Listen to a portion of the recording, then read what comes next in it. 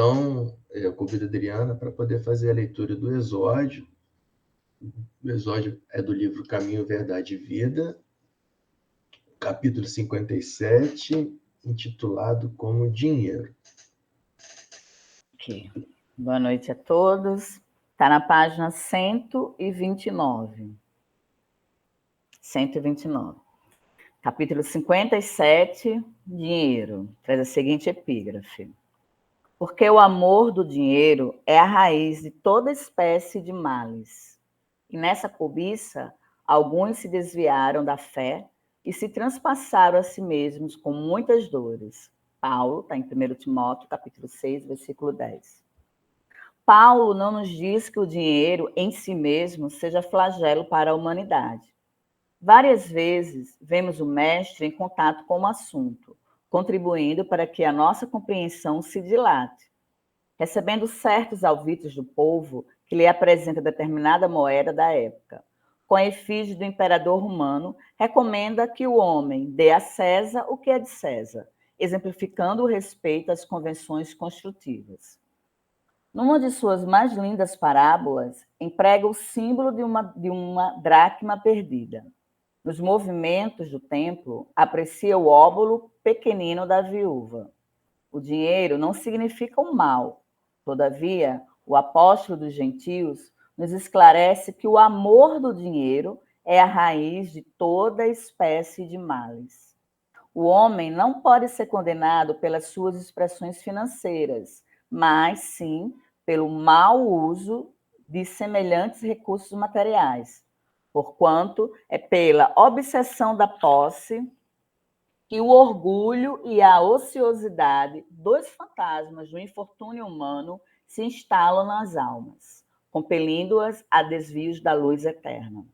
O dinheiro que te vem às mãos pelos caminhos retos, que só a tua consciência pode analisar a claridade divina. É um amigo que te busca orientação sadia e o conselho humanitário. Responderás a Deus pelas diretrizes que lhes deres, e ai de ti se materializares essa força benéfica no sombrio edifício da iniquidade. Que assim seja. Que assim seja, graças a Deus. Então, harmonizados pela leitura do Exórdio, a gente convida a Eliana para poder preferir a prece de início do nosso estudo.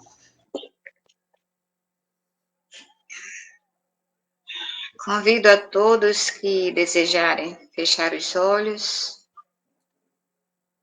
uma busca maior de concentração, e sentir-se mais próximo dos irmãos que já se encontram entre nós, e a quem já agradecemos desde já, por toda a ajuda que nos traz, pela companhia, pelas intuições nos nossos estudos de todas as quartas-feiras. Que possamos juntos neste momento, com o coração voltado para o amor de Deus, possamos pedir ao nosso Pai Celestial a permissão para que possamos unir os nossos pensamentos, as nossas vibrações positivas, junto aos irmãos desencarnados que nos acompanham, para pedir, Mestre, que mais uma vez nesse encontro possamos encontrar nas tuas palavras tudo aquilo que necessitamos para o nosso melhoramento espiritual, para buscar o conhecimento, para que possamos cada vez mais encontrar a luz através de nossas palavras, através de nossas explicações, nessa busca pelo entendimento de todos os teus ensinamentos, que aqui na Terra, neste nosso plano tão passageiro, mas de tanta importância para a nossa elevação, passamos desse momento, como sempre tentamos, mais um degrau para a nossa elevação espiritual. Que a tua luz esteja presente em todos os nossos irmãos, em nossas casas, e que a partir desse momento possamos construir mais conhecimentos, e que esses conhecimentos possam transformar as nossas atitudes, para que saiamos daqui com uma nova perspectiva, sempre positiva, em busca da nossa proximidade com o nosso Pai. Que assim seja.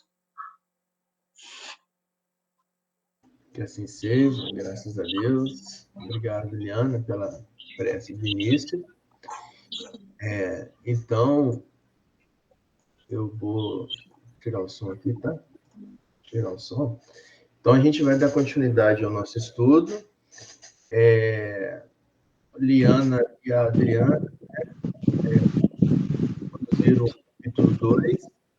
Então, para que a gente possa terminar o estudo, então, para que a gente possa terminar esse capítulo, Adriana e Liana vai dar a continuidade, tá? Então, pode ficar à vontade, Adriana e a Liana, para poder desenvolver aí. Então, nós paramos na página 24, eu imagino que seja a página para todos, né? No encerramento do parágrafo inicial, que não inicia, na verdade, nessa página, mas que termina aí, por exemplo, em todo serviço honesto, desenvolvimento das faculdades superiores. Vocês confirmam que nós ficamos aí? Sim, Liana. A sexta linha, né? 1, 2, 3, 4, 5. Final da sexta linha, isso.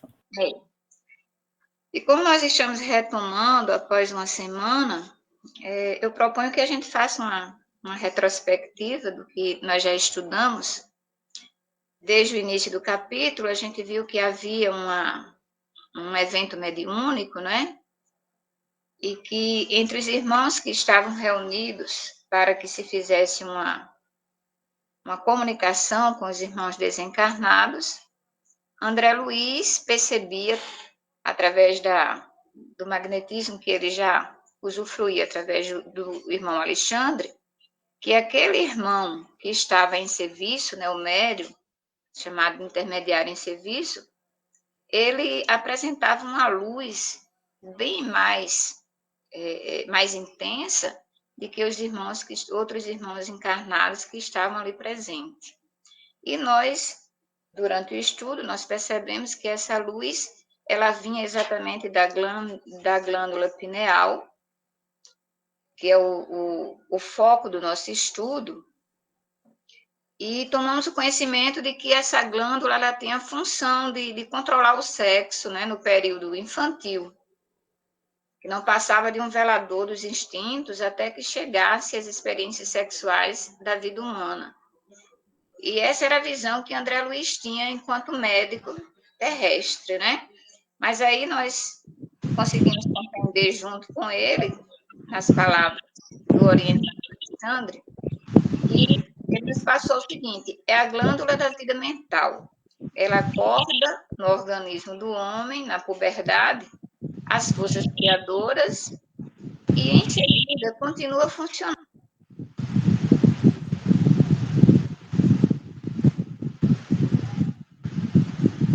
Liana, desativou o som, tá? Aí você pode ligar de novo, por favor? Tá. Eu estava colocando para a gente a definição da glândula, né, de acordo com o orientador, que seria essa glândula da vida mental, que acorda o homem na puberdade, e a partir daí ela continua a funcionar, seria uma forma diferente do conhecimento que tinha o André Luiz, de acordo com os conhecimentos médicos que ele trouxe da Terra, né? Então, a gente viu que a partir dos 14 anos, que é a fase da puberdade, essa glândula ela começa a reajustar e abre um mundo de sensações e de impressões na esfera emocional do ser humano, né? Então, o Alexandre ele nos coloca sobre a importância das funções da epífise no crescimento mental do homem e no enriquecimento dos valores da alma. Então, vai muito mais além de que a questão orgânica, né? A partir dessa fase aí. Ele traz também para a gente a metáfora da usina.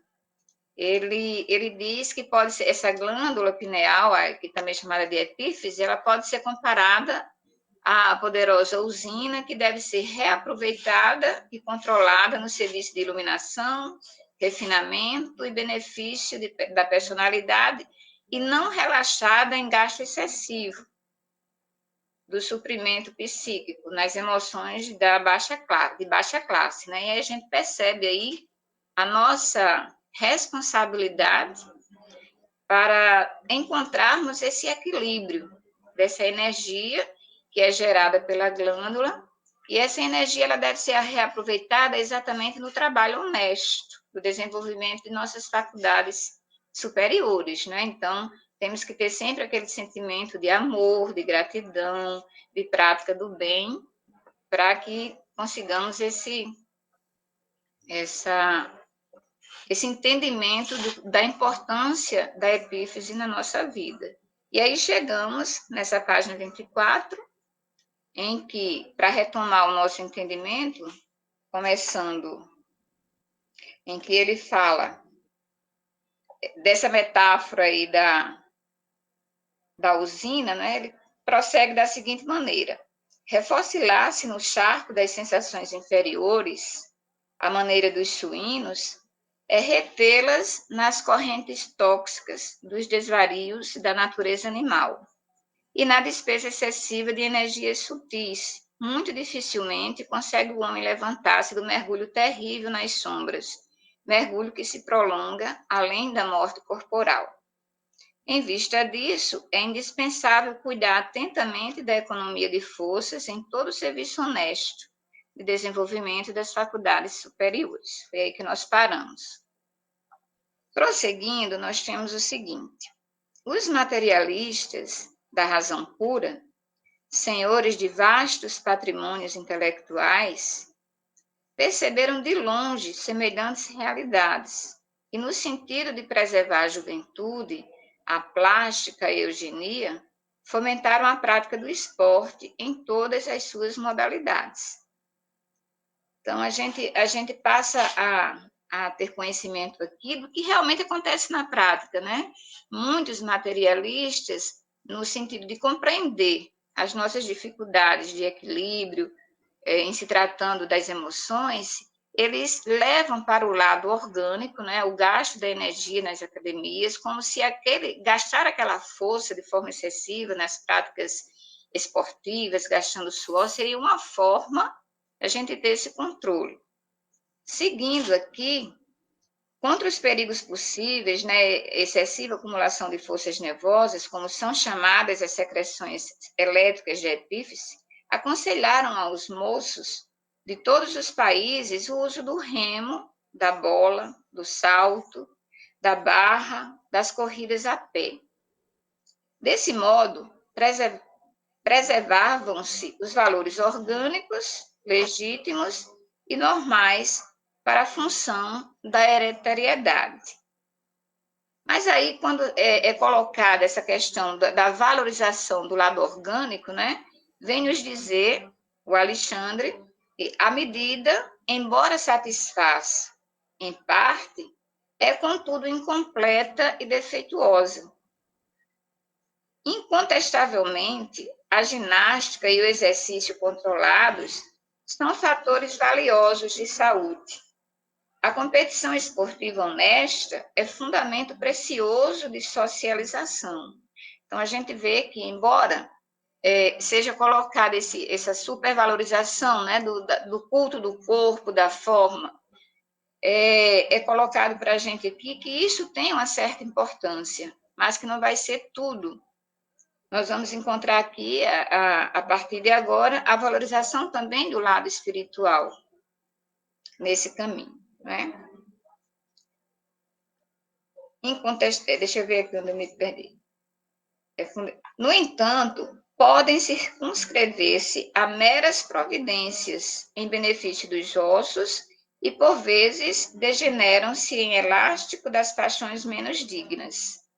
São muito raros ainda na Terra os que reconhecem a necessidade de preservação das energias psíquicas para engrandecimento do espírito eterno. Então, a gente começa, mais uma vez, aí a ter aquela visão de que a epífise, além de trazer todo um conjunto, né, de evolução orgânica, física, mas nós não devemos esquecer jamais que ela é a glândula do espírito. É ela que nos coloca diante da espiritualidade para que a gente possa usar as energias que podem ser positivas ou negativas e dependendo do nosso esforço de como conduzi-las, de mantermos o equilíbrio, é que a gente vai conseguir ter, né, preparar o nosso espírito para esse engrandecimento que é previsto por nós. O homem vive esquecido de que Jesus ensinou a virtude como esporte da alma. E nem sempre se recorda de que no problema do aprimoramento interior não se trata de retificar a sombra da substância, e sim a substância em si mesma. Então, retomando aí esse período em que ele diz: o homem vive esquecido de que Jesus ensinou a virtude como esporte da alma, né? Eu trago aqui do livro O Consolador, na página 170, mas a questão 253, que escrito por Chico Xavier pelo Espírito Emmanuel, né, nessa questão 253, é perguntado: a virtude é concessão de Deus ou é aquisição da criatura? E a resposta da espiritualidade é: a dor, a luta e a experiência constituem uma oportunidade sagrada concedida por Deus às suas criaturas em todos os tempos. Todavia, a virtude é sempre sublime e imorredora aquisição do espírito nas estradas da vida, incorporada eternamente aos seus valores, conquistados pelo trabalho no esforço próprio. Então, a gente chega à conclusão de que toda a nossa atitude, né, toda a nossa preparação para essa vida eterna, que a gente tem essa glândula pineal com uma espécie que vai nos conduzir, né, que vai nos trazer as energias para que a gente possa traçar o nosso caminho, é preciso que a gente tenha essa consciência e que a gente use essa energia no caminho do bem, na preparação do bem, em todas as atitudes que nos eleve espiritualmente de acordo com as lições que Cristo nos deixou aqui na Terra. E quando é dito aqui, e nem sempre o homem nem sempre se recorda de que no problema do aprimoramento interior não se trata de retificar a sombra da substância, e sim a substância em si mesmo. Então, essa substância eu consigo ver como se fosse o próprio espírito, né? Que a gente não se deixe envolver por questões que não estejam diretamente ligadas ao espírito ou somente o lado material, mas que a gente consiga extrair dessa substância, né, do nosso espírito, colocar dentro de nós toda a energia necessária em prol dos nossos irmãos, em prol das nossas convivências, durante o período em que nós estamos aqui na Terra, e neste corpo que traz para a gente essa ligação espiritual através da epífise. Se alguém quiser fazer algum comentário. Vamos raciocinar uma coisa. Vamos ver se eu estou no caminho certo ou eu posso estar fazendo alguma confusão. A gente atrai o que a gente vibra, certo? Aquilo que a gente está vibrando, a gente atrai. Se você vibra coisas inferiores, tá? Sem muito conceito moral, você vai atrair sensações e sentimentos mais baixos. Quando isso acontece, você abre uma porta para espíritos que se alimentam daquilo que você está vibrando, se aproxime de você e te estimule, te alimente com aquilo, para que você cada vez mais vá buscar aqueles valores e transferir para eles. Eu acho que a epífise, ela libera aquilo que tu está vibrando. ela não libera aleatoriamente. Eu acho que aquilo que você está fomentando, que você está construindo dentro de você, é o que ela vai te dar. Por isso que o nosso controle moral sobre as nossas sensações, sobre os nossos sentimentos, sobre as nossas vontades, principalmente aquelas vontades carnais, tem que ser bem pesadas para que você retire da sua epífise o melhor que ela possa te dar. Porque se você vibrar negativamente, você vai ser alimentado pelos espíritos negativamente e ela vai te liberar essas sensações. Eu acho que é por aí, não sei. Por favor, alguém me corrija se eu não estiver raciocinando correto.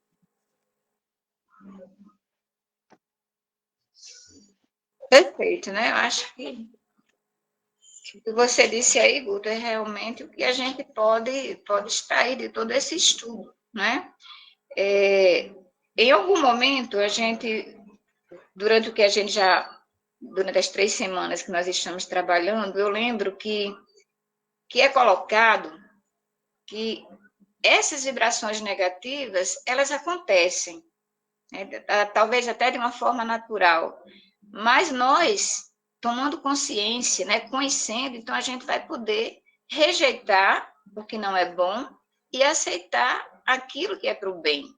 E daí vem a necessidade da gente estar sempre envolvido com o espírito, né, no processo de fazer o bem, de trabalhar as boas ações, os bons sentimentos, e não é por uma pura visão religiosa, mas também por uma questão de você se sentir bem, de você estar neste plano em perfeita comunhão com aquilo que Cristo quer de nós, né? Nessa construção desse caminho, dessa evolução espiritual que a gente tem. Então, às vezes é difícil, não é fácil, mas aí a busca desses valores, desses sentimentos, né? Dessas virtudes, que, como foi dito aqui, que eu achei muito linda essa visão. Não achei onde foi que Cristo mencionou isso, não consegui encontrar. Mas ficou muito gravado na minha mente. O homem vive esquecido de que Jesus ensinou a virtude como esporte da alma, né? Aquilo que vai trazer o bem-estar espiritual. Nós temos o bem-estar físico através de outros caminhos, mas o bem-estar espiritual através das virtudes que a gente consegue criar. Então, vamos seguir, né? Para terminar a página. Ouvia-lhe as instruções entre a emotividade e o assombro, né? Palavras aí relacionadas a André Luiz. Entende agora como é importante renunciar? Percebe a grandeza da lei de elevação pelo sacrifício? A sangria estimula a produção de células vitais na medula óssea e a poda oferece beleza, novidade e abundância nas árvores. E aí eu passo para a nossa amiga Adriana para prosseguir. Marco, quer falar? Pois não, Marco. Antes de passar para você, né, para não interromper a sua fala, eu queria só frisar em alguns pontos aqui que eu achei interessante a gente poder comentar, tá? Complementando tudo que foi muito bem colocado pela Liana. Nesse pedaço, né, nessa primeira parte do estudo, eu queria frisar aqui, quando no início do nosso estudo de hoje, Alexandre deixa bem para a gente uma frase dele, que é indispensável cuidar atentamente da economia de forças, né? Então, eu acho que isso aí é um puxão de orelha que ele dá na gente aí, para que a gente preste atenção, né, na nossa economia de forças. Que economia de forças, né? Para que a gente não desperdice energias importantes, que são necessárias para nós mesmos, né? Então, quando a gente desperdiça energias importantes, como que se desperdiça energia? Por exemplo, você empregando essa energia de uma forma contrária e agressiva para a gente mesmo, né? por exemplo, quando você se permite se estourar em determinada discussão, né? Entrar em determinada discussão, né? A gente fala que a gente está gastando energia à toa, né? Você está desprendendo energia à toa, né? Quando a gente se permite ter pensamentos que não nos dignificam, né? Esses pensamentos que a gente sempre comenta, né? Que vêm para a gente, que são pensamentos menos evoluídos. Então, isso são desperdícios de energia que nesse estudo, né, André Luiz quer passar para nós, para a gente ficar atento com relação a isso. E isso nos gera aflição, né? Esses desperdícios de energia, a gente entra em desequilíbrio nos traz aflição. E a gente precisa dos braços do Cristo, né? Para que a gente possa consolar as nossas aflições. Por isso que no capítulo 5 ele diz, né? Bem-aventurados os aflitos. Por quê? Porque quando a gente entra em desequilíbrio, a gente procura os braços do Cristo, a gente começa a entender como que a gente pode nos melhorar. Então, isso, nós prestarmos atenção, então, para esses desperdícios de energia, para que a gente não se desequilibre. O Evangelho segundo o Espiritismo, nesse capítulo 5, quando fala bem-aventurados os aflitos, Kardec nos traz umas passagens interessantes, né? Uma das passagens que Kardec nos fala, no item 5 desse capítulo 5, né, quando ele fala de causas atuais das aflições, né? Então, quando Kardec nos fala de causas atuais das aflições, acho que a gente começa a compreender, né? Esses desperdícios de energia, né? A gente gerando aflição para a gente mesmo, né? E aí Kardec nos diz, nessas causas atuais das aflições, no item 5, falando que Deus quer que todas as suas criaturas progridam. Então, aqui a gente vai entrar um pouquinho mais na frente, porque essa parte desse estudo fala um pouquinho da lei do progresso, tá? Então, aí Kardec nos fala que Deus quer que todas as criaturas progridam. E, Hoje a Marlene também na pós hoje. Deixa eu bloquear o som aqui, está dando uma interferência aqui. Tá? Tá. Então, Kardec fala isso aí para a gente, né? Então, ele dá uma introdução aí, que ele vai enfatizar na lei do progresso. Então, estou falando que Deus quer que as suas criaturas progridem e não deixe impune qualquer desvio do caminho reto. O que é deixar impune? Não é que Deus pune, mas que o próprio destino, né? A cada ato que a gente gera em nós alteramos o nosso destino. Quando a gente se desvia do equilíbrio, a gente altera o nosso destino. E todo desvio da boa energia tem um déficit que é necessário para a gente poder retornar. Então, por isso que eu vejo que André Luiz torna importante a gente frisar isso, né? Dessa economia de energia, da gente sempre prestar atenção, da gente não desperdiçar isso com pensamentos ruins e etc., que a gente sempre frisou aqui.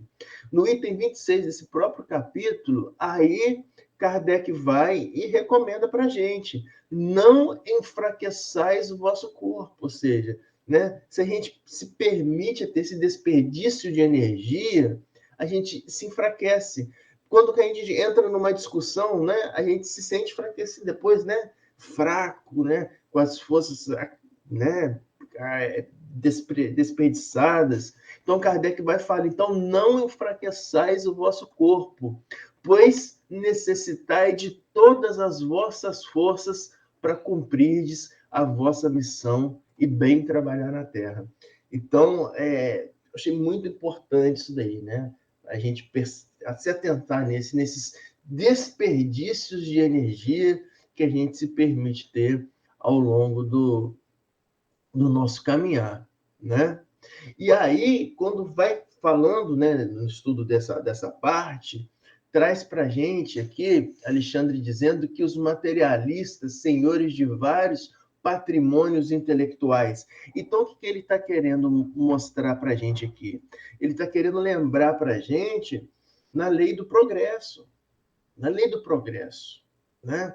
Então, o evoluir humano é segundo a lei do progresso. E a lei do progresso, segundo o capítulo 7, da parte 3ª do Livro dos Espíritos, fala que o espírito ele progride de duas formas, o progresso intelectual e o progresso moral, né? O progresso intelectual e o progresso moral. Quando eles falam, Kardec fala muito de materialista, gente, de materialista, é porque tinha o materialismo naquela época, mas o materialista a gente tem que encarar como aqueles seres apenas que cuidam do progresso intelectual. Na época de Cristo eram quem? Eram os fariseus, né? Eram os fariseus, os escribas. Então, fariseus e escribas, na época de Cristo, é Cristo mostrando para a gente o seguinte, ó, só estão cuidando do progresso intelectual, estudam, mas não praticam. E aí vem Kardec e nos fala dos materialistas, que eram os fariseus da época de Cristo, e progresso intelectual. E aí a gente vem lembrar que no Livro dos Espíritos, no 3º livro, que é dividido em 4 partes, na 3ª parte, no capítulo 7, fala sobre a lei do progresso, como uma lei divina. Então, no livro 3º dos Espíritos, a gente lembra, né, que fala sobre as leis divinas ou morais, que Kardec, para a gente entender a lei de Deus, ele divide a lei de Deus em 10, e a 7ª lei divina é a lei do progresso, ou seja, nós estamos cumprindo, quando a gente se permite evoluir, uma lei divina, uma lei do progresso. Mas essa evolução, ela tem que ser uma evolução completa. Completa. Porque na questão 780, na lei do progresso, fala que o progresso intelectual e moral. O progresso intelectual é o progresso da inteligência, né? Quando você se permite adquirir conhecimentos, e o progresso moral é quando você faz com que toda essa aquisição que você se permitiu ter, né? Estudando, ouvindo, aprendendo, você aplique isso para o desenvolvimento do seu espírito, para a melhoria do seu espírito. Esse é o progresso moral. Então, Chico, ele fala para a gente, né, descreve maravilhosamente bem para a gente, que a evolução do homem, né, a evolução da alma do homem, a subida da alma, necessita de 2 asas, né, para que a alma se eleve rumo ao infinito da perfeição. A asa da evolução moral e a asa da evolução intelectual. Ou seja, ele chama de coração a evolução moral e a sabedoria a evolução intelectual. E na questão 780, então, desse capítulo 7, Kardec pergunta para os espíritos se o progresso moral acompanha sempre o progresso intelectual, né? Aí os espíritos respondem que o progresso moral decorre deste, ou seja, os materialistas, que são aqueles homens, né, que adquiriram o progresso, somente o progresso intelectual, foram importantes, importantíssimos. Por quê? Porque é com base no conhecimento que o homem começa a perceber a necessidade da sua evolução moral, né? Então, por isso que os espíritos respondem, sim, que o progresso moral decorre do progresso intelectual. E aí ele divide a questão 680 em 2, A e B. Na parte A da questão 680, Kardec pergunta como pode o progresso intelectual evoluir o progresso moral. Aí os espíritos respondem, fazendo você melhor compreender o bem e o mal. Porque aí a gente começa a compreender que o mal nos agride, nós adquirimos débitos, né? Então, com essa compreensão, você, poxa, eu preciso de evoluir moralmente. O que eu fiz errado gera dor para mim, gera sofrimento, né? Então, eu acho que com isso, quando ele fala sobre os materialistas, está querendo que a gente revise os nossos conceitos dessa necessidade da nossa vida, de nós evoluirmos intelectualmente, que é importante, mas que essa evolução intelectual se faça acompanhar na melhoria do nosso espírito, gerando um progresso moral. E aí, quando ele fala que os materialistas preservaram somente os valores orgânicos, é uma medida incompleta e defeituosa, Por quê? Porque os materialistas eles não visualizavam nada além do corpo. Isso era o materialismo, né, na época de Kardec, né, os materialistas. Eles não visualizavam nada além do corpo, não aceitavam a alma. Se eles não visualizavam nada além do corpo, os conhecimentos deles eram voltados para a valorização do corpo. Mas não somente essa valorização,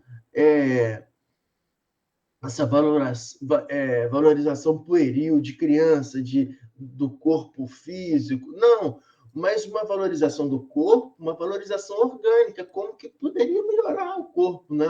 Nós tendo boa alimentação, práticas de esporte que são importantes para o equilíbrio do corpo.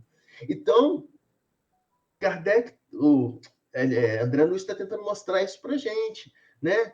Que os materialistas, estudando a parte física, eles trouxeram para a gente um importante legado, né? Da importância do equilíbrio fisiológico que nós devemos ter no nosso equilíbrio orgânico, necessitando de prática de exercícios, de alimentações saudáveis, de atividades que equilibrem a nossa mente, mas isso é um equilíbrio incompleto, que fala André Luiz. Isso é importante, mas incompleto.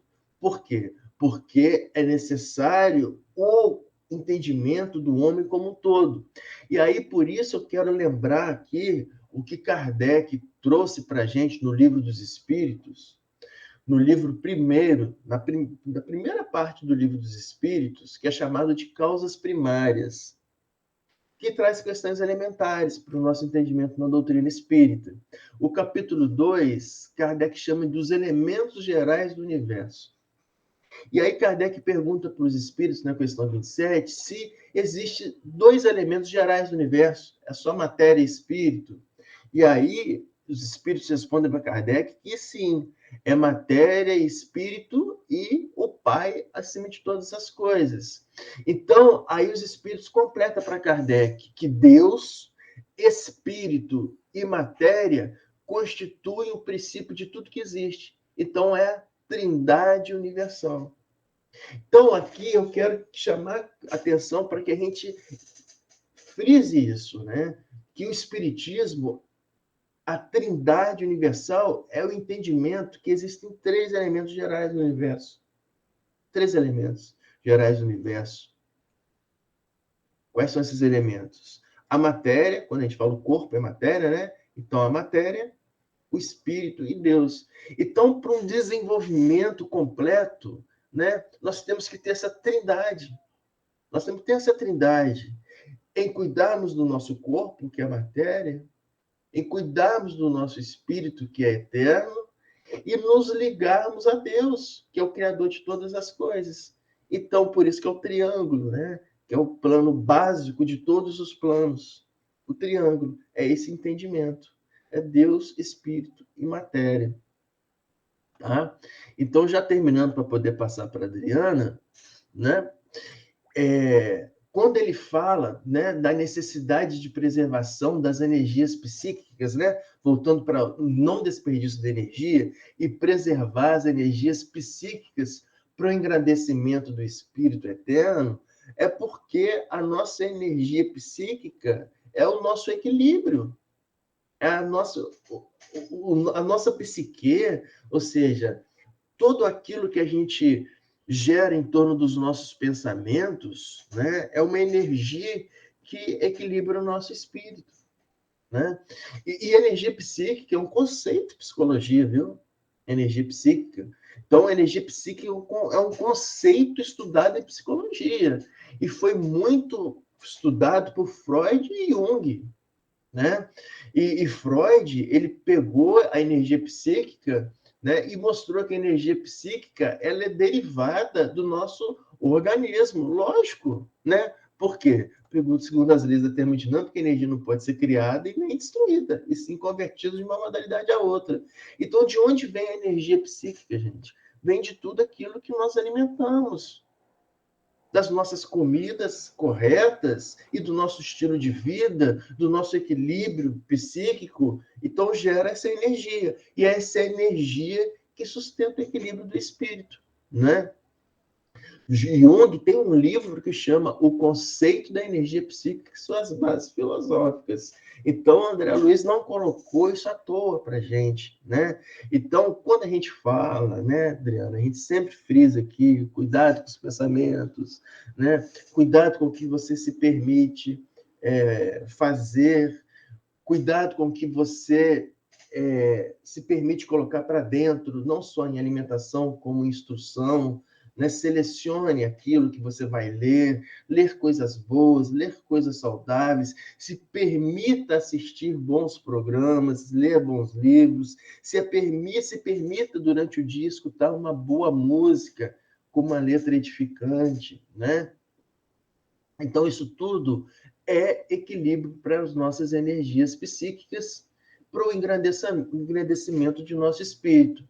E aí, sabendo isso tudo, fazendo isso tudo, eu quero finalizar quando André Luiz fez questão de trazer para a gente que Jesus ensinou a virtude como esporte da alma.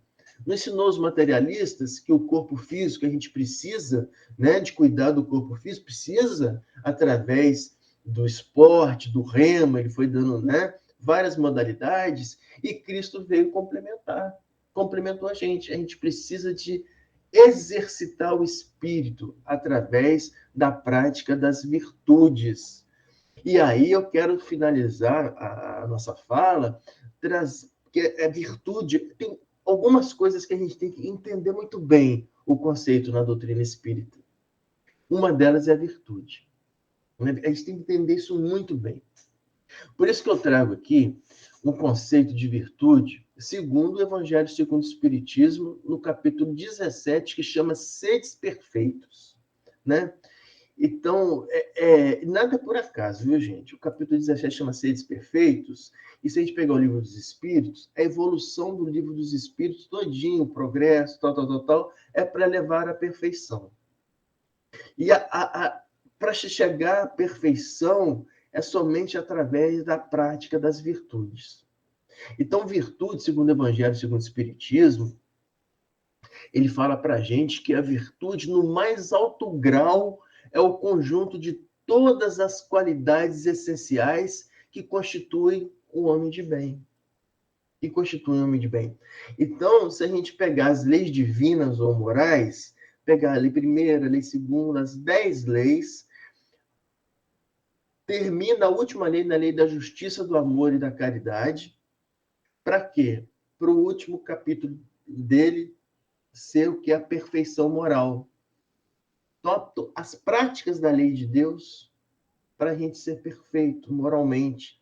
E sendo perfeito moralmente, o item final lá é o que é? O homem de bem.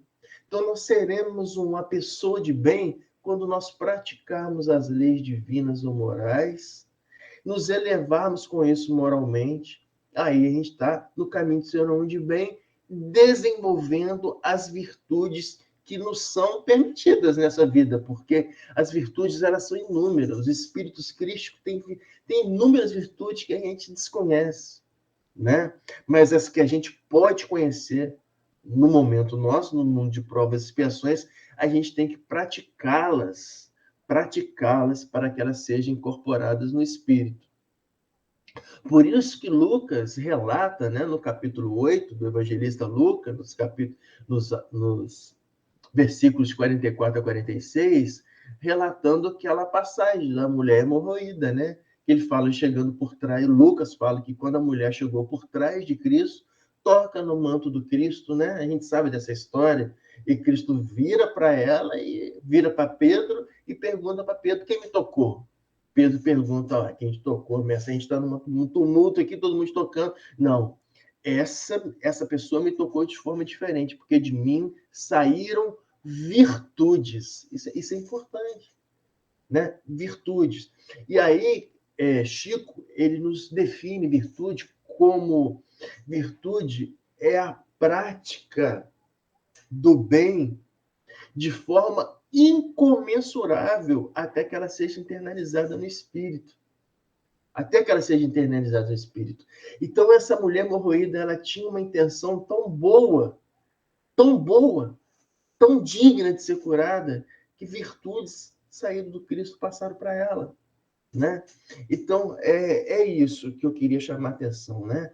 Dessa economia de forças psíquicas, que a gente se resguardar no que se permite entrar por nós através da mente e da alimentação, se resguardar no que a gente se desperdiça, nos lembrarmos que nós estamos em um processo evolutivo moral e intelectual e que com a prática das leis de Deus, nós nos permitimos malhar, exercitar o espírito através da aquisição de virtudes no caminho do bem, ok? Então, Adriana, deixo contigo agora. Era isso tudo. Era tudo isso. Mas deixa eu só... Parou em árvores, não foi, Liana?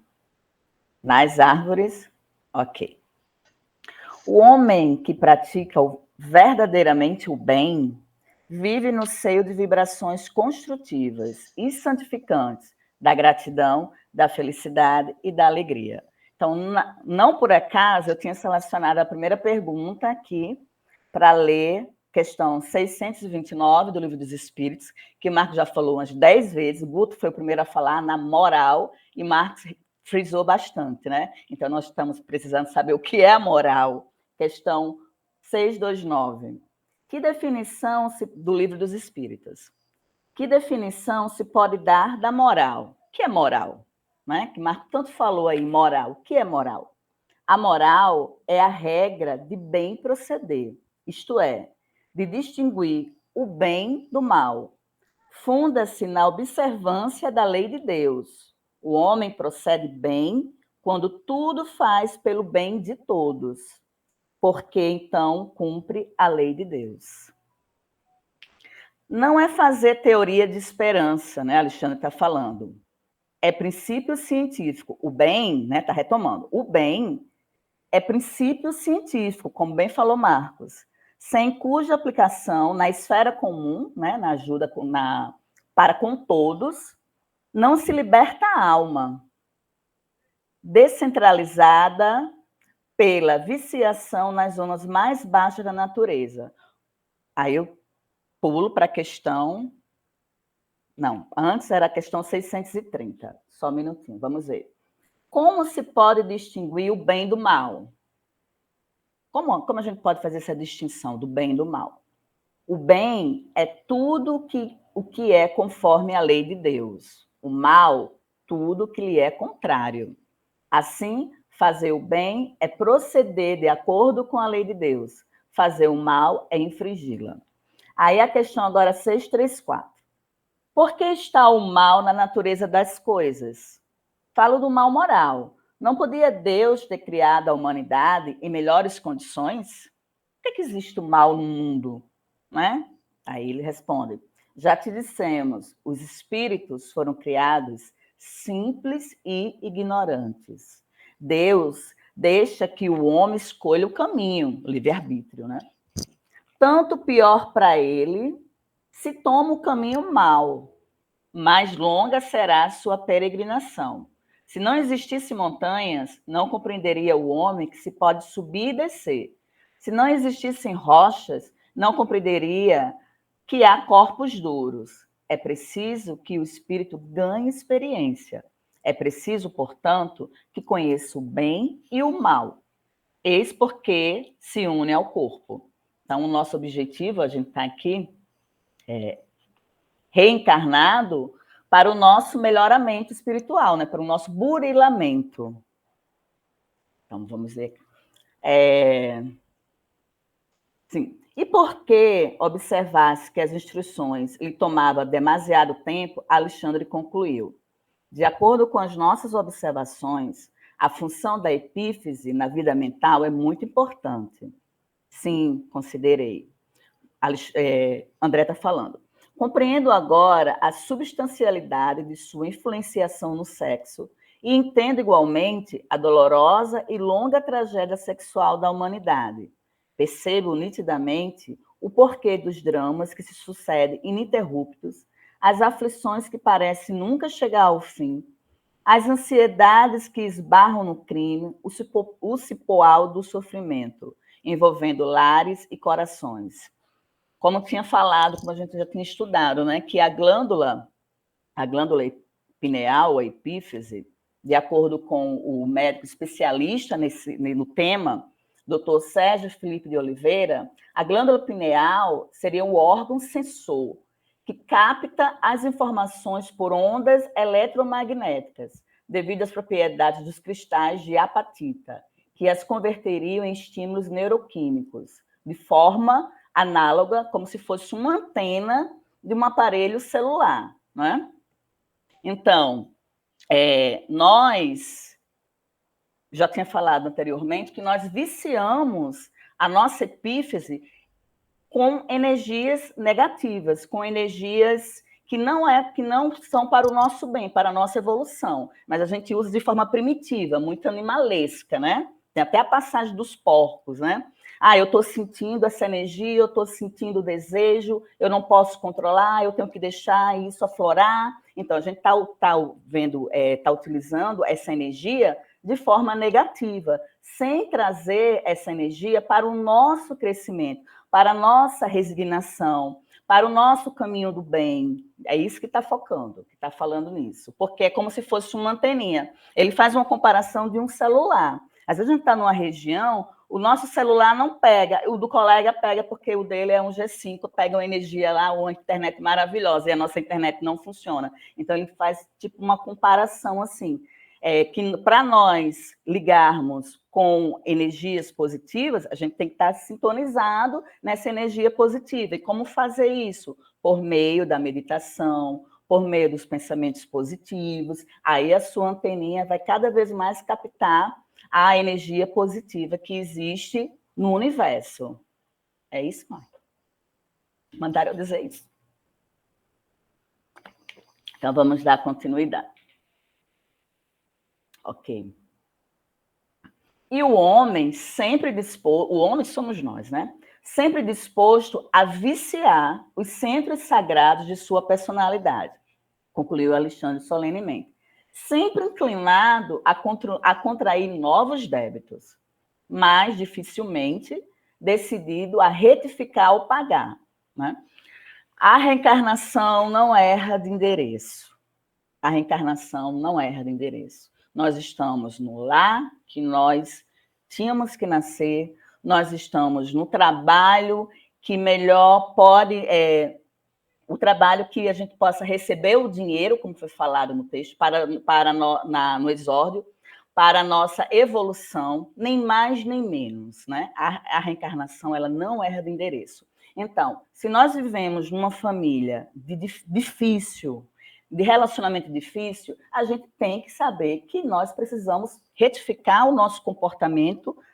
Se não foi nessa vida, foi de outras vidas, com aquele grupo familiar.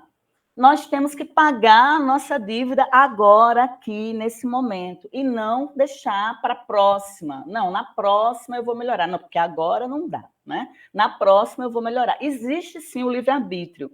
Até Divaldo fala isso no Instagram. Ele diz assim, respondendo às perguntas. Eu tenho um familiar muito difícil. Eu sei que a reencarnação não erra de endereço. Mas eu sou obrigada a conviver com esse familiar, me prejudicando, trazendo energias negativas, que eu não consigo me relacionar bem. Aí ele fala que existe o livre-arbítrio, né? Não é que você tenha que ficar ali junto com aquele familiar. Se você não está conseguindo conviver com ele, você pode se afastar. Mas, no mínimo, faça uma prece para ele, né? Se afaste, mas faça uma prece, né? Deseje pensamentos positivos, mas uma hora a conta vai chegar. Se não for nessa vida, vai ser em outra, mas a conta chega, né? Então, eu acho que nessa parte que fala, estamos inclinados a contrair novos débitos, mas dificilmente, não está falando que via de regra, né? Mas dificilmente está falando que é impossível, decidido a retificar ou pagar. Então, quando a gente estuda, nós que estamos aqui estudando, não é à toa, com certeza, porque a única coisa que nós combinamos foram as páginas, eu ficaria com o ímpar e Liana com o par, aí vem, Guto faz uma pergunta sobre moral, o Marco vem falar sobre moral, eu já tinha selecionado aqui as questões relacionadas à moral, sem a gente se comunicar falando, né? Porque eu acho que por telepatia há essa comunicação. Então, é porque realmente é necessário a gente frisar sobre esses pontos. Então, compreendo, falou André. E, asilando certas dúvidas, exclamei. Não seria, então, mais razoável? Eu adoro as perguntas de André, né? Porque ele não se cala, porque ele quer saber, igual aquela criança, né? Mas por quê? Mas por quê? Mas por quê? Na ansiedade de saber o porquê das coisas. O orientador cortou-me a palavra e esclareceu. Já sei o que desejo indagar. Que a comunicação não precisa ser por palavra, né? Eles estão num nível de espiritualidade tão avançada que é por telepatia, não é por pensamento. E sorrindo, você pergunta se não seria mais interessante encerrar todas as experiências do sexo, sepultar as possibilidades do renascimento carnal. Semelhante indagação, no entanto, é improcedente. Ninguém deve agir contra a lei. Aí eu selecionei aqui a questão 648. Não me lembro mais do que fala, mas vamos lá, do Livro dos Espíritos. 648, ok. Que pensais da divisão da lei natural em 10 partes? Ok, desculpa, só um minutinho. Em 10 partes. Compreendendo as leis de adoração, trabalho, reprodução, conservação, destruição, sociedade, progresso, igualdade, liberdade e, por fim, a de justiça, amor e caridade. Essa divisão da lei de Deus em 10 partes é a de Moisés, e de natureza a abranger todas as circunstâncias da vida. O que é essencial. Podes, pois, adotá-la, sem que, por isso, tenha qualquer coisa de absoluta, como não tem nenhum dos outros sistemas de classificação, que todos dependem do prisma pelo qual se considere o que quer que seja. A última lei é a lei mais importante, por ser a que faculta ao homem adiantar-se mais na vida espiritual, visto que resume todas as outras. Então, qual foi a lei? A lei da justiça, do amor e da caridade. É a lei mais importante, né? Justiça, fazer o bem sem olhar a quem, né? Fazer ao outro o que gostaria que fizesse com... Não fazer ao outro aquilo que não gostaria que fizesse com a gente. A lei da justiça, do amor e da caridade, né? O uso respeitado dos patrimônios da vida, a união enobrecedora, a aproximação digna constitui o programa de elevação, como o Marco já colocou, né? É, portanto, indispensável distinguir entre harmonia e desequilíbrio. O que é harmonia? O que é desequilíbrio? Evitando o estacionamento em desfiladeiros fatais. Dita estas palavras, Alexandre calou-se, como orientador criterioso que deixa ao discípulo o tempo necessário para digerir a lição, né? Então, aqui a gente termina, até entrei na página de Liana, perdão, Liana. Aqui nós terminamos a nossa lição, que foi dada, a lição, o capítulo 2, que foi sobre epífise, né? Pedimos desculpas se nós não conseguimos estar à expectativa de vocês, mas foi um capítulo bem difícil, né? Que é bem científico. Tá? A gente teve que fazer as nossas leituras, as nossas dúvidas, né? Mas eu penso que com o complemento de Marco a gente conseguiu. Vamos ver o que o professor vai falar. E vocês também, né? Obrigada. Eu era para ter me manifestado anteriormente, mas eu queria dizer para a Adriana e para a Liana, vocês foram perfeitos esses 3 dias, sabe? Não fiquei surpreso. Eu esperava realmente isso de vocês. Achei excelente excelente a participação de vocês duas, a forma que vocês colocaram. É uma visão nova e de uma forma diferente de abordar os temas. Completa com uma experiência do Marco. Tá? Eu acho que cada um atuou em sincronismo, sem combinar, tá? Mas somando. Um somando ao outro. Olha, parabéns para vocês. Muito bom mesmo. Obrigada, Guto. Obrigada, Guto. Adriana? Realmente não foi muito fácil, né? Foi quando a Adriana me passou a informação que o Marco não poderia vir, que ficaríamos responsáveis. Veio naquele momento, o medo até, né? De não conseguir atingir o objetivo. Mas eu disse para a Adriana, nós temos lá amigos, irmãos, que compreendem a situação, né?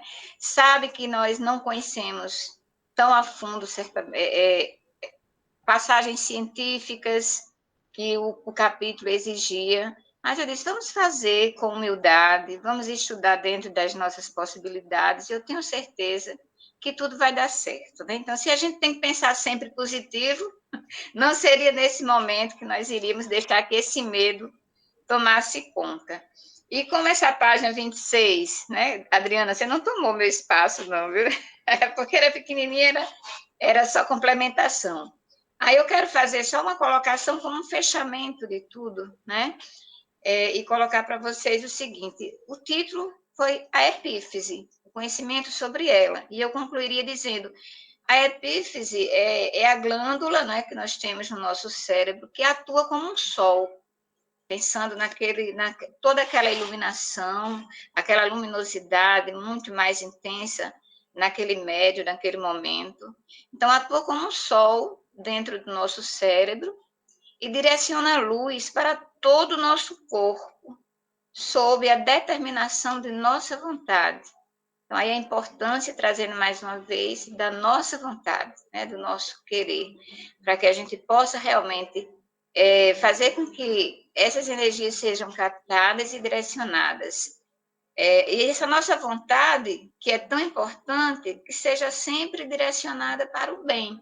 Como? Através de nossas preces, através de nossas boas ações, do respeito, da caridade, do amor ao próximo, enfim, tudo de bom que a gente possa fazer nesse plano e que vai certamente nos levar para ficar próximos de Deus. Seria essa a minha conclusão em relação Que linda, né? Eliana é poetisa, gente. A coisa mais linda do mundo, essa menina falando. Maravilha, gente. Obrigada, então. Muito, muito bom o estudo, viu? Quero agradecer a dedicação, o carinho que vocês tiveram no preparo, né, desses encontros, 3 encontros. É bom que assim, a gente vê que não é fácil, né? Não é fácil preparar um estudo, né? Não é fácil, mas tudo que é bom não é fácil, né? Tudo que é bom não é fácil. E assim, mostrando para todos, né, que devem participar dos nossos encontros, tendo uma participação ativa, né? Participação ativa, comentando, dialogando, trazendo, né, coisas que vocês... vou olhar isso aqui que eu achei interessante, traz para a gente, porque só assim a gente cresce junto, né? Cresce junto. E o Guto, né? O Guto falou uma coisa fundamental, né? Muito importante o ponto de vista que vocês colocaram, né? Por quê? Porque traz uma abordagem diferente do que a gente vem trazendo aqui, e é assim que a gente cresce, é assim que a gente, né, evolui, com abordagens diferentes, que nos permite enxergar de uma forma que a gente não enxergava antes, né? Então, muito obrigado. Eu acho que vocês devem participar sempre, viu? Do nosso estudo, conduzir mais estudo com a gente aí, então é uma coisa a se pensar quando você, a disponibilidade de vocês, de repente, quem sabe, né, pegar uma vez por mês, vamos amadurecer essa ideia. Mas aí, para a gente terminar o capítulo hoje, né, eu quero frisar o final, né? O final, quando comenta aqui, Alexandre diz aqui, que é, portanto, indispensável distinguir entre harmonia e desequilíbrio, evitando o estacionamento em desfiladeiros fatais, né? Então, a gente tem que prestar muita atenção nos nossos desgastes energéticos, para que ele não nos conduza a desfiladeiros fatais por desequilíbrios nossos, que nós geramos a nós mesmos. E com relação a esses desequilíbrios, eu quero, tal como tem um tempinho aqui, pequeno, utilizar esse tempo, lembrar de Paulo, né? Lembrar de Paulo. Paulo foi uma pessoa importantíssima no Evangelho, na divulgação do Evangelho de Cristo. Por quê? Porque Paulo foi uma pessoa enérgica, né, que tinha uma energia visceral muito grande. Paulo, ele se debruçava com força em tudo aquilo que ele se propõe a fazer. E foi dessa forma, com essa força vigorosa dele, que ele se dedicou ao Torá, né? O pai de Paulo era um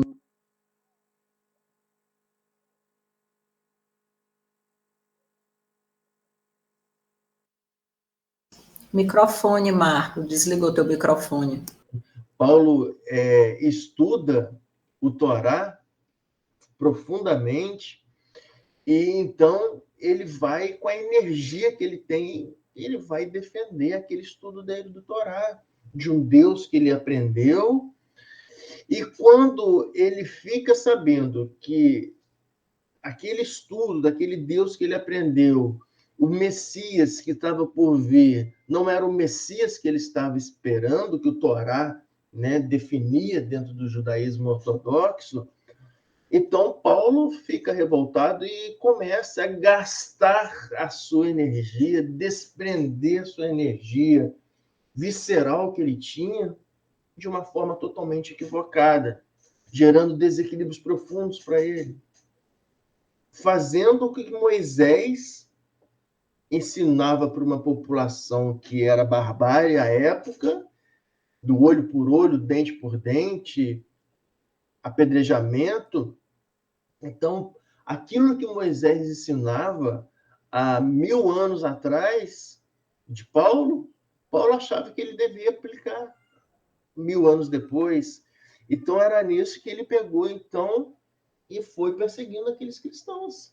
Estava usando a energia dele para o mal, né? Para o mal, através daquele Messias que ele não entendia. Mas por que eu estou falando isso? Porque ele vai, persegue, até chegar o momento, né, de uma cidade simbólica, para que Cristo possa, então, se aproximar dele e falar, mostrar para ele que ele tinha que se transformar, que ele era o momento dele se transformar para um novo homem, né? Então, essa revelação para Paulo é tão enérgica, essa revelação dele, do que ele estava fazendo, das energias que ele estava desprendendo. Era uma energia totalmente equivocada, que Paulo fica cego. Mas aí, gente, a gente tem que entender essa cegueira, tá? Não é uma cegueira que Cristo vai e cega Paulo. Não, é uma cegueira psíquica. E isso existe, tá? Isso existe. Hitler, mal comparando, mas Hitler, ele era soldado da guerra, e ele era soldado da Alemanha, e na época da guerra, né, ele foi para o fronte de batalha e desenvolveu cegueira psíquica, ficou cego, teve que voltar para o hospital para poder se tratar, não tinha causa física, cegueira psíquica. Então, Paulo, nesse momento que a informação era muito grande, aquele choque de informação para ele, imagina, tudo que você defendia na sua vida era errado. A forma que se aplicava aquilo era de forma errônea. Você exterminou várias pessoas, matou várias pessoas de forma errônea. E estava perseguindo uma pessoa que ele foi para lá para matar Ananias de forma errônea. Então, Paulo desenvolve essa cegueira. E ele vai, Cristo vai e diz, vai na cidade que você estava indo, ele entra nessa cidade que você estava querendo perseguir, e Paulo, cego, então, a cegueira psíquica, refletindo na física, ele fica cego mesmo, e ele entra em Damasco, e fica numa pousada. E Cristo vai, em sonho, aparece para Ananias, e fala para Ananias, Ananias, eu preciso que você vá, eu tenho uma missão para você. Tem uma missão para você. Sabe o Paulo? Lembra do Paulo? Sim, mestre, aquele que ficava perseguindo a gente, matando os nossos companheiros e tal. Pois é, esse mesmo Paulo, ele está em Damasco. E a Ananias já estremece, né? Ananias estremece, ele está em Damasco. E mais, ele está em Damasco, veio para te matar. Ananias estremece mais ainda. E mais, Ananias, meu plano para você é o seguinte, ele veio para Damasco, veio para te matar e você vai precisar de procurar ele. A Ananias ficou branco, né? Entendeu, Ananias, o plano? Peraí, deixa eu recapitular, mestre. O Paulo veio aqui em Damasco, aquele que mata os judeus, que exterminou vários judeus, exterminou vários dos nossos irmãos, inclusive Estevão. Veio aqui para Damasco, está aqui em Damasco, para me matar e eu tenho que procurar ele. Isso. Então tá, mestre, se o senhor está dizendo, né? É receber a missão do Cristo, agasalhar a missão, abraçar a missão do Cristo, por mais que nós não compreendamos com os nossos conhecimentos a missão do Cristo. E Ananias fez isso. Ele acorda do seu sonho, recebe a missão do Cristo, calça seu chinelinho, coloca sua túnica e vai na casinha à direita que Cristo explicou para ele. Quando ele chega na casinha direita, bate na porta, entra, está lá, deitado na cama, aquele perseguidor, carrasco. E Ananias chega perto, aí que Ananias compreende a missão que Cristo tinha dado para ele. Estava cego, Paulo. Ele precisava de ser curado por aquela pessoa que ele ia exterminar. Só assim, com essa cura, ele conseguiria o perdão interno dele, para ele se transformar e poder seguir um caminho de novo homem. Então, Ananias, com amor, ele cura Paulo. E Paulo vai, então nós conhecemos a história de Paulo, que se embrenha no deserto, passa 3 anos no deserto, que é o tempo que nós precisamos de nos recompor das nossas forças, de voltar as energias para nós, refletirmos as nossas ideias, abandonarmos os caminhos errados. Então, Paulo, né, trabalhando no deserto 3 anos, após 3 anos ele tem condição de poder, então, retomar o seu caminho. E por que eu estou falando isso? Porque ele terminou um capítulo falando para a gente dos desequilíbrios da nossa vida. Paulo teve os seus desequilíbrios. Então, quando Paulo ele retoma o seu caminho, ele perde tudo, inclusive o seu pai o abandona, né? Ele perde tudo na vida, é desamparado. Então, o único que poderia resgatar Paulo, dar um amparo para Paulo, era quem que era? Era aquele apóstolo de quem ele retirou um de seus principais filhos e matou por apedrejamento, que era Estevão. Estevão era um dos principais discípulos de Pedro. Então, Paulo vai à casa do caminho, bate na porta, pede para falar com Pedro. Pedro recebe, pede para ele voltar no outro dia seguinte, que ele precisava de se refazer, né? E Paulo retorna. E quando Pedro recebe Paulo, o principal conselho de Pedro para Paulo é: Paulo, a melhor posição da vida é o equilíbrio. E é assim que eu queria terminar o nosso encontro de hoje, quando André Luiz fala para a gente, para nós evitarmos os desequilíbrios, né? Então, a melhor posição da vida é o equilíbrio para tudo. Que nós não saiamos dos nossos equilíbrios, caindo em desequilíbrio, através do desperdício de energias modificadas, de caminhos tortuosos, de tomadas de atitude que nós sabemos que não é correto, né? Nós podemos fazer esse conselho de Pedro Paulo, que o melhor da vida é o equilíbrio. E aí, terminando essa frase, eu pergunto se alguém tem algum comentário final para para realizar. Não tendo comentário, eu pergunto se existe algum voluntário para poder fazer a prece de finalização dos nossos encontros, do nosso encontro de hoje.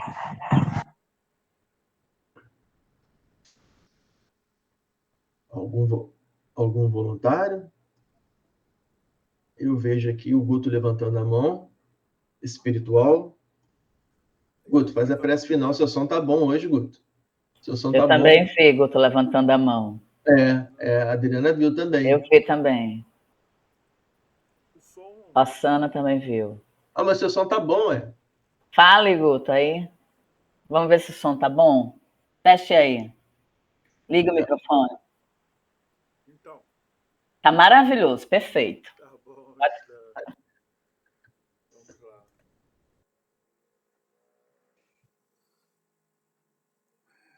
Para quem quiser, vamos fechar os olhos e levar nosso pensamento a Jesus, agradecer por essa oportunidade de estarmos mais uma vez reunidos para estudarmos a obra de André Luiz através da psicografia de Chico Xavier, que são os caminhos e ensinamentos que Cristo nos deixou através da interpretação desses espíritos. Gratidão acima de tudo, por tudo que nós temos vivido e tudo que nós temos aprendido.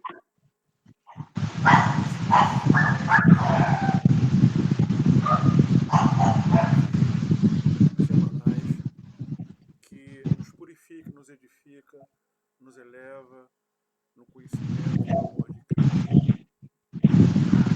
Gostaria de terminar essa oração orando a oração que Deus nos ensinou. Pai nosso, que estás no céu, santificado seja o vosso nome, venha a nós o vosso reino, seja feita a sua vontade, assim na terra como no céu. O pão nosso de cada dia nos dai hoje, perdoai-nos as nossas ofensas, assim como nós perdoamos a quem nos tem ofendido. Não nos deixeis cair em tentação, mas nos livrai, Senhor, de todo mal. Amém. Assim seja. Graças a Deus. Que assim seja, graças a Deus. Obrigado, Guto, pela prece de finalização. Adriana, Eliana, pela condução do estudo. A todos pela participação. Que nós nos encontremos sempre às quartas-feiras, né? É um compromisso que nós temos conosco e com a espiritualidade que já espera a quarta-feira, 19h45, para se encontrar em cada casinha onde nós nos encontramos, para que cada casa seja um ponto de luz para receber os irmãos espirituais de luz, para nos assessorar, nos apoiar, para apoiar as nossas famílias, os nossos entes queridos. Então, que nós possamos nos encontrar sempre. Desejo uma boa noite a todos. Então, até a próxima quarta.